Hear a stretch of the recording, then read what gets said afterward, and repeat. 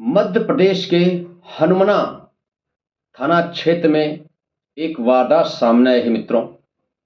जहां पर चलती एम्बुलेंस में एक लड़की के साथ बेरहमी से दुष्कर्म किया जाता है। इतना नहीं, लड़की चिल्लाती है, चीखती है, हाथ पैर तक जोड़ती है, परंतु उस एम्बुलेंस में मौजूद ड्राइवर, उसके रिश्तेदार, किसी को दया भी नहीं आती। कोई भी उस दरिंदे को रोकने की कोशिश नहीं करता और लगातार चलती एम्बुलेंस में उस लड़की के साथ बलात्कार करता रहता। एम्बुलेंस लगातार अपनी स्पीड में चली जा रही थी। लड़की की चीखें निकल रही थी। आरोपी ने लगभग उस चलती एम्बुलेंस में 4 बार बलात्कार किया। लड़की की कम उम्र होने के कारण लड़की बार बार बेहोश हो रही थी, लेकिन उसको जरा से भी दया नहीं आई और वो दरिंदा लगातार घिनौना करता जा रहा था। आदाब, नमस्कार, सत श्री अकाल। आज की जो सच्ची घटना मैं आपको सुनाने जा रहा हूं, ये सच्ची घटना सुनने के बाद आपके पैरों तले जमीन खिसक जाएगी, आपको सोचने पे मजबूर कर देगी कि आजकल समाज में ऐसा भी होता है। ये सच्ची घटना मध्य प्रदेश के हनुमना थाना क्षेत्र के एक गांव की है, जहां पर एक परिवार होता है। उस परिवार में राजेश, उसकी पत्नी मंजू, उसका ससुर दिनेश और उसके ससुर की भांजी किरण होती है। मंजू किरण से कहती है, किरण, मैं अपनी बहन के वहां जा रही हूं, क्या तुम साथ में चलोगी? किरण अपने नानी के वहां टहलने के लिए आई थी, तो किरण कहती, मैं वहां नहीं जाऊंगी। मंजू कहती किरण से, अरे यहां फालतू बैठकर समय क्यों नष्ट करोगी, चलो साथ चलते, घूम कर शाम तक आ जाएंगे। तो किरण मंजू की बात मान जाती है और साथ चलने को तैयार हो जाती है। जैसे ये लोग गांव से बाहर निकलते हैं तो एम्बुलेंस होती है। एम्बुलेंस को हाथ देते हैं, एम्बुलेंस रुकती है, जो उन्हीं के गांव की है। एम्बुलेंस वाले से राजेश कहता है, अरे पंडित, कहाँ जा रहे हो? तो एम्बुलेंस ड्राइवर बोलता है कि मैं लासा गांव को जा रहा हूं, वहां से एक मरीज लाना है। राजेश कहता है, मैं उधर ही जा रहा हूं, मुझे भी लिए चलो। जब वहां पहुंच जाना ना तो मुझे उतार देना। राजेश, मंजू, उसका ससुर दिनेश और किरण अब एम्बुलेंस में सब लोग सवार हो जाते हैं। किरण और मंजू पीछे सीट पर बैठ जाती हैं। राजेश और दिनेश तथा ड्राइवर, जो जिसका नाम पंडित है, 3 लोग आगे थे। अब एम्बुलेंस वहां से दोस्तों चल देती है। कुछ दूर एम्बुलेंस सफर तय करती है। तब मंजू कहती है, रुको रुको, मुझे पानी पीना है, प्यास लगी है। एम्बुलेंस रुकती है। मंजू पानी लेने के लिए नीचे उतरती है। पास में ही नल था।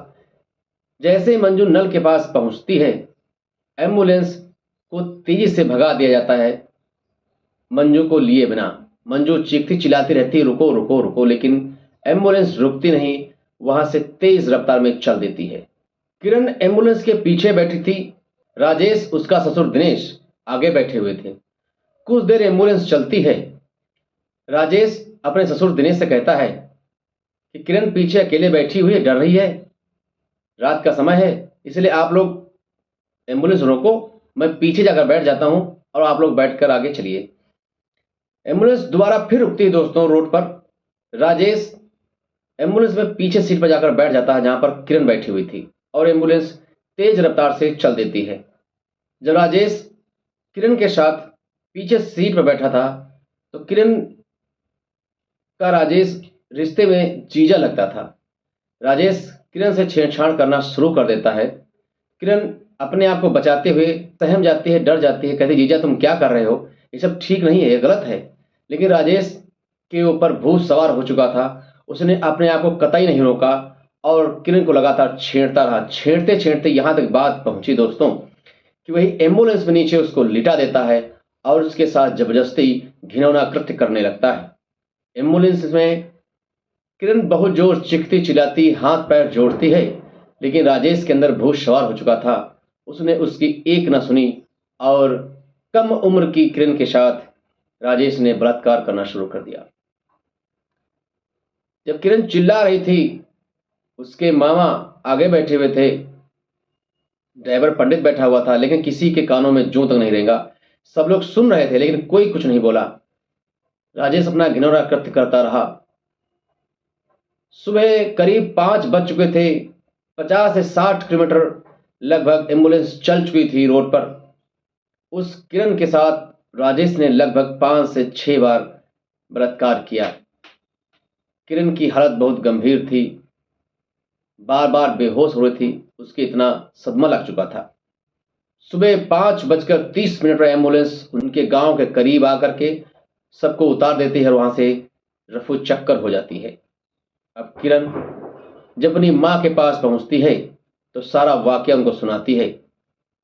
जब माँ किरण का हाल सुनती है तो उसके पैरों तले जमीन दोस्तों खिसक जाती है। वो डर जाती है, सहम जाती है, घबरा जाती है कि मेरी बेटी के साथ ऐसा क्या हो गया है। किरण की माँ कहती है, बेटी किसी से कहना नहीं, राजेश हमारा जीजा है, हमारा एक रिश्तेदार है, तुम्हारे भविष्य में शादी होने में रुकावट आ जाएगी, इसलिए इस बात को यहीं दबा दो, हमारी बदनामी हो जाएगी, रिश्तेदारी खत्म हो जाएगी, बड़ी बदनामी बड़ी बेइज्जती हो जाएगी, इसलिए किसी से कहना नहीं, चुपचाप हो जाओ। किरण माँ की बात को मानकर 2 दिन तक बेचारी बहुत ही शांत खामोश रहती है, लेकिन उसको उस हादसे को याद करके रोंगटे खड़े हो जाते। जब जब उसको याद करती तो आंखों से आंसू बहने लगते। मित्रों, तीसरे दिन किरण को बर्दाश्त न हुआ और वो हनुमा थाने में जाकर के लगभग 2 बजे रिपोर्ट दर्ज करा दी। उसने रिपोर्ट में दर्ज कराया कि राजेश, जो रिश्तेदार में जीजा लगते हैं, हमारे मामा दिनेश और पंडित ड्राइवर, इन तीनों के खिलाफ उसने नामजद रिपोर्ट लिखवा दी कि इन तीनों के रहते हुए हमारे एम्बुलेंस में मेरे साथ घिनौना कृत्य किया गया है। जब पुलिस वालों ने यह घटना सुनी तो आनंद फानन में कार्रवाई की और उनमें से 2 अपराधियों को तत्काल गिरफ्तार कर लिया गया। अभी पंडित ड्राइवर नहीं मिल पाया है, उसकी छानबीन जारी है। 25 नवंबर सन 2024 को ये एफआईआर दर्ज होती है दोस्तों।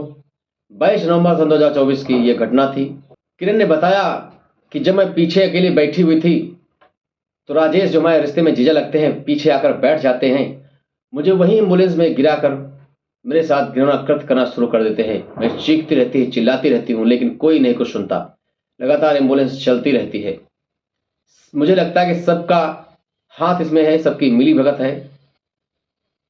मेरी दीदी जो रास्ते में उतर जाती है, उनको भी पकड़ा जाए, उनसे भी पूछताछ की जाए कि ऐसा तो नहीं उन्होंने जानबूझकर तोड़ लिया हो या उनको छोड़ा गया था।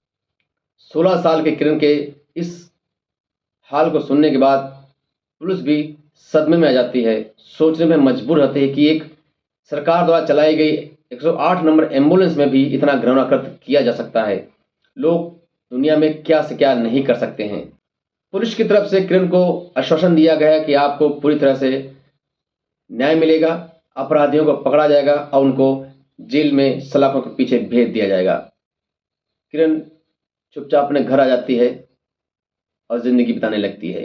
दोस्तों, ये कहानी सुनाने का उद्देश्य केवल हमारा आप लोगों को सतर्क और जागरूक करना था, किसी को हताश या परेशान करना नहीं था, क्योंकि समाज में किसी भी वक्त कहीं भी कुछ भी हो सकता है। आप लोग सतर्क रहें, जागरूक रहें। इन्हीं शब्दों के साथ अपनी बाड़ी को देंगे विराम। नमस्कार, धन्यवाद।